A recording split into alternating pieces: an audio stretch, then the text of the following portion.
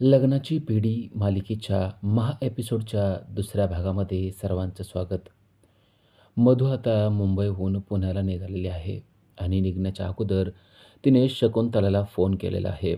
ती शकुंतलाला म्हणते, "मला असं वाटतंय की घरी काहीतरी गडबड झालेली आहे. मी राघवला फोन लावला पण त्याने फोन उचलला नाही. मला असं वाटतंय की लवकरात लवकर मी पुण्याला गेलं पाहिजे." तेव्हा शकुंतला म्हणते, "बरं झालं देवी अंबाबाईनं तुला चांगली बुद्धी दिली आहे. लवकरात लवकर घरी जा. कारण राघव एकटाच आहे. त्याला जर का तू दिलासा दिलास आणि त्याचा एकटेपणा घालवलास तर तुला जे काही शक्य करायचं आहे ते शक्य होऊ शकतंय." हे ऐकल्यावर ती पण खुश होते. फोन ठेवते आणि आता ती राघवकडे चाललेली आहे. फोन ठेवल्यानंतर शकुंतला म्हणते, की "आता मी माझं काम करायला मोकळी. या दोघांचं लग्न झालं की रत्नपारखेची सगळी प्रॉपर्टी मी मिळवणार." तर इकडे ऋतुजा आणि रुक्मिणी त्याचबरोबर राघव हॉलमध्ये बसलेले आहेत. आता कसल्याही परिस्थितीत कृष्णा व्यवस्थित तयार होईल आणि तिला आपल्याला राजश्रीकडे घेऊन जाता येईल हे ते विचार करत असतात. राघव चिंतातूर आहे. खरोखरच कृष्णा सिंधूसारखी होऊ शकेल का असं त्याला वाटतं आणि जेव्हा कृष्णा तयार होऊन येते तेव्हा तो म्हणतो, "ही ही सिंधू आहे. कोणत्या अँगलने ही सिंधू वाटते?" तेव्हा राजश्री म्हणते, "मला तर आत्तासुद्धा वाटतंय या मुलीला आपण हाकलून देऊया. कारण ही जर का अशी राजश्रीच्या समोर गेली तर राजश्री बरी होण्यापेक्षा तिची तब्येत अजूनच खराब होईल." कृष्ण मात्र म्हणते, "तुमचं सर्वांचं बोलून झालंय का? आपल्याला जसं तयार व्हायचं होतं आपण तसं तयार झालेलं आहे. तुम्हाला पटत असेल तर पटकन चला." राघव म्हणतो, "ठीक आहे चला." आणि आता ते सगळे राजश्रीकडे चाललेले आहेत. कृष्णाने केलेला गेटअप राघवला आवडलेला नसतो, पण आता त्याच्यापुढे पर्याय नसतो. इकडे राजश्री शांतपणे झोपलेली असते आणि तिने तिच्या हातामध्ये डायरी ठेवलेली असते. राघव तिच्याजवळ येतो आणि तिला हाक मारून उठवण्याचा प्रयत्न करतो. तेव्हा कृष्णा म्हणते, "तू काही प्रयत्न करू नको. मी आले ना आता मी प्रयत्न करते." असं म्हणून ती राजश्रीला "श्श श्श" असं करून उठवायला लागते. राजश्री मात्र शांत झोपलेली असते आणि मग ती राजश्रीला आई म्हणून हाक मारते. "आई तुम्ही उठा ना, काय झालंय?" अशा पद्धतीने राजश्रीला तिनं हाक मारलेली आहे आणि त्यामुळे सर्वजण आश्चर्यचकित झालेत. ती आता सिंधूसारखं बोलण्याचा प्रयत्न करते. पण हुबेहूब सिंधूसारखं तिला काय बोलता येत नाही. त्यामुळं राघवला मात्र राग आलेला आहे. कृष्णा मात्र आता राजश्रीला आई म्हणून हाक मारत असते तेव्हा राजश्रीच्या कानांवर ते शब्द पडतात. आपल्याला कोणतरी हाक मारत आहेत या गोष्टीची तिला जाणीव होते आणि हा आवाज तिला परिचित वाटतो. जेव्हा ती डोळे उघडते तेव्हा तिच्यासमोर साक्षात सिंधू आहे हेच तिच्या लक्षात येतं. सिंधू आलेले पाहून राजश्रीचा आनंद गगनात मावेनासा होतो. सिंधूचा तो हसरा चेहरा पाहून राजश्रीच्या सुद्धा चेहऱ्यावर हास्य उमटतं आणि "सिंधू ये, मला जवळ घे, मला मिठी मार" असं म्हणून ती तिला जवळ घेण्याचा प्रयत्न करते. राजश्रीच्या चेहऱ्यावर आलेल्या आनंदाने सर्वांनाच आनंद झालाय. कारण राजश्री पहिल्यांदाच कितीतरी दिवसातून हसलेली आहे आणि डोळे उघडून सर्वांकडं अगदी व्यवस्थित तरतरीत आल्यासारखं पाहत आहे. कृष्णा म्हणते, "चला उठा, आता तुम्हाला बरं व्हायचं आहे ना?" असं जेव्हा ती म्हणते तेव्हा तर राजश्रीला खूपच आनंद होतो. राघव हे सर्व काही पाहत आहे. पण सिंधूची भाषा मात्र व्यवस्थित नाही आहे. "आपण आलेला आहे ना, आपण बघा कसं केलेलं आहे." आणि त्यामुळे ती सिंधू नसून कृष्ण आहे असंच वाटतंय. त्यात तिच्या अजून वेडेचाळे सुरूच आहेत. ती राघवबरोबर अशा काही टाळ्या देते की ते पाहून राजश्रीला सुद्धा वाटायला लागले की ही नक्की व्यक्ती कोण आहे. पण दिसणारी व्यक्ती ही हुबेहूब सिंधूसारखी आहे. त्यामुळं तिच्या मनामध्ये अगदी असा प्रश्न पडलेला नाही आहे की ही सिंधू नाही आहेच. तरी देखील राजश्री म्हणते, "तू किती बदलली आहेस. ही कसली हेअरस्टाईल केली आहेस आणि कसली भाषा बोलते आहेस. कुठं होतीस तू?"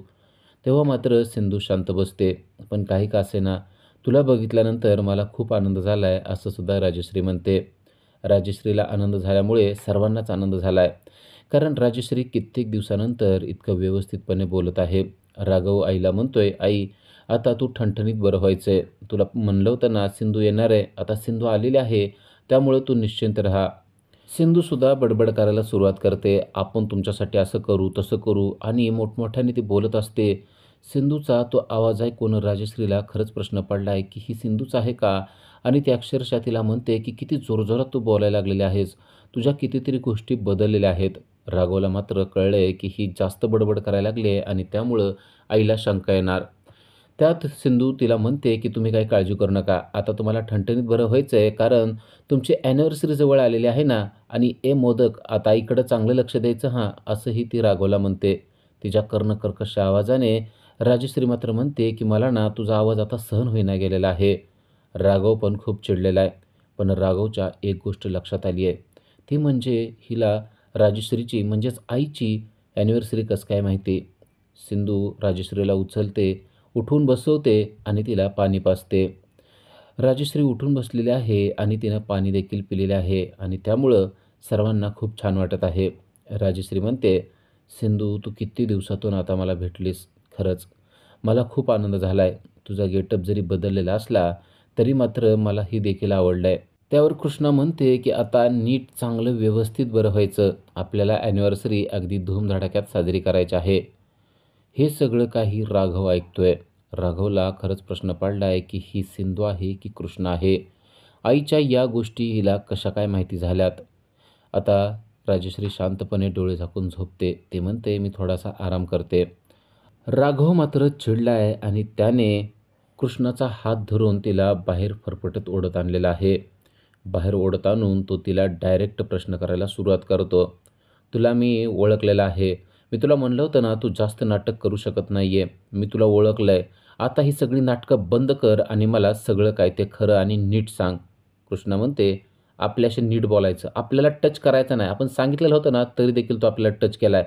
आणि कसलं नाटक? आपण कसलं नाटक करत नाही. आणि नाटक करायलाच तू इथं आणलंयस ना, मग आता काय विचारतोयस कसलं नाटक करते, काय करते?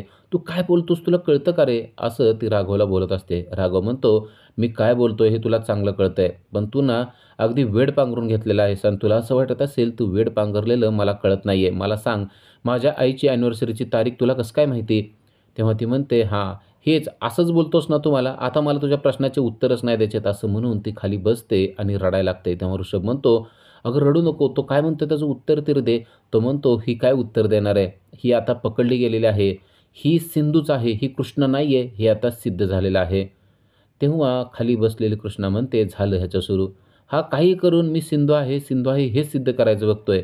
पण आपण ह्याने दिलेली डायरी सगळी वाचली, सगळ्या डायरीचा अभ्यास केला, सगळ्या तारखा लक्षात ठेवल्या, हे ह्याला पाहिलं नकोय. मी सगळे फोटो पाहिले, ते सुद्धा ह्याला पाहिलं नकोय. अरे आपण तुझ्यासाठी काय-काय करतोय आणि तू माझ्यावर सारखा एकच आरोप करतोय, की आपण कृष्णा नाही, आपण सिंधू आहे. आपल्याला तू केलेला आरोप अजिबात पटलेला नाहीये." असं कृष्णा रडत-रडत सांगत असते. आणि राघव मात्र म्हणत असतो, की "तूच कृष्णा नाही आहेस, तर तू सिंधू आहेस आणि तू चांगलंच नाटक करायला लागलेले आहेस. मला तर वाटतंय आता तुझ्याबरोबरची डील कॅन्सल करावी. तू आत्ताच्या आत्ता घरातून निघून जा." अशा प्रकारे त्याने कृष्णाला घराच्या बाहेर जाण्यासाठी सांगितले.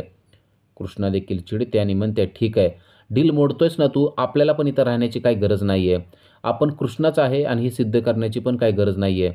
असं म्हणून ती मावशीला "चल गं मावशे" म्हणून घराच्या बाहेर निघून चालली आहे. ऋषभ तिला अडवण्याचा प्रयत्न करतो, पण कृष्णा मात्र काही थांबता थांबत नाही आहे.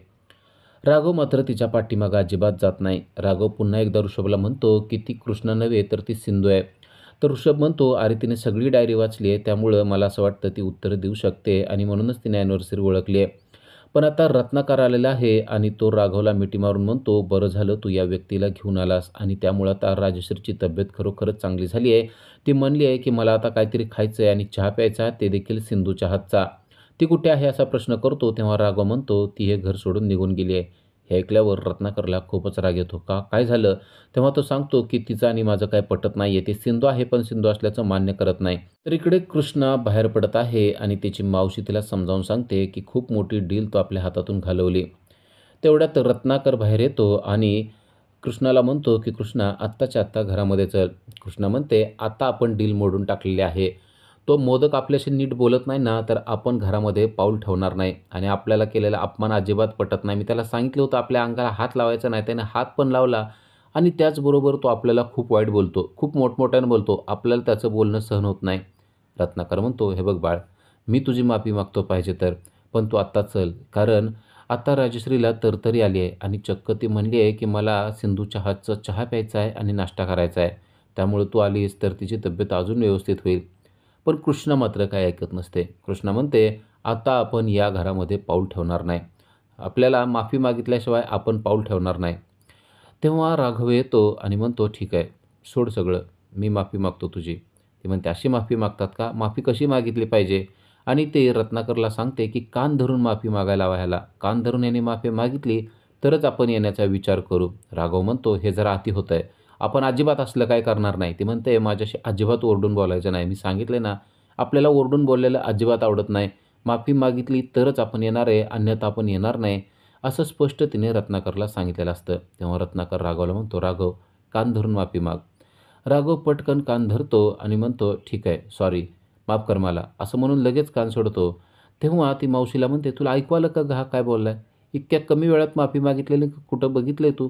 आपल्याला व्यवस्थित नीट माफी मागितलेली पाहिजे. व्यवस्थित नीट माफी मागितली तरच आपण माघारी येणार." असं ती परत एकदा राघवला म्हणते. तेव्हा राघव म्हणतो, "हे जरा अति होतंय हां. आपण अशा पद्धतीनं कधीही वागलेलो नाहीये. मी सांगितलं ना, मी अशी माफी मागू शकत नाही."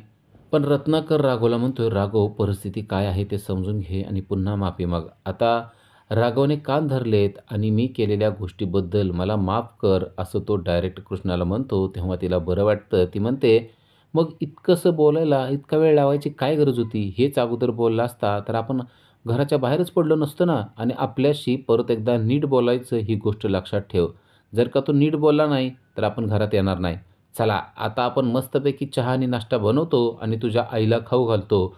असं म्हणून ती आता किचनकडे चाललेली आहे. उद्याच्या भागामध्ये आपण पाहणार आहोत, मधू घरामध्ये आलेली आहे. लाईट गेलेली असते आणि त्यामुळं घरातील काही व्यवस्थित दिसत नसतं. एक व्यक्ती समोर उभी आहे आणि त्या व्यक्तीला ती रेश्मा समजते आणि म्हणते, की "रेश्मा, अगं लाईट का लावलेलं नाही आहेत?" आणि ती रेश्मा नसून ती एक वेगळीच व्यक्ती आहे हे तिच्या लक्षात येतं. जेव्हा ती व्यक्ती हातामध्ये मेणबत्ती घेऊन तिच्याकडं पाहते, ती व्यक्ती रेश्मा नसून सिंधू आहे हे तिच्या लक्षात येतं. तेव्हा मधूला काय बोलावं तेच कळत नाही. मधू म्हणते, "तू?" तेव्हा सिंधू म्हणते, की "हो, मीच. मी काय मेलेली व्यक्ती नाही आहे. मेलेल्या व्यक्तीचं भूत नाही आहे. तर मी जिवंत व्यक्ती आहे." असं म्हणून ती मेणबत्ती हातात घेऊन हसायला लागते. तेव्हा मधूला अक्षरशः चक्कर येते आणि ती खाली पडते. अशाच अपडेटसाठी आजच आमच्या चॅनलला सबस्क्राईब करा. Thank you.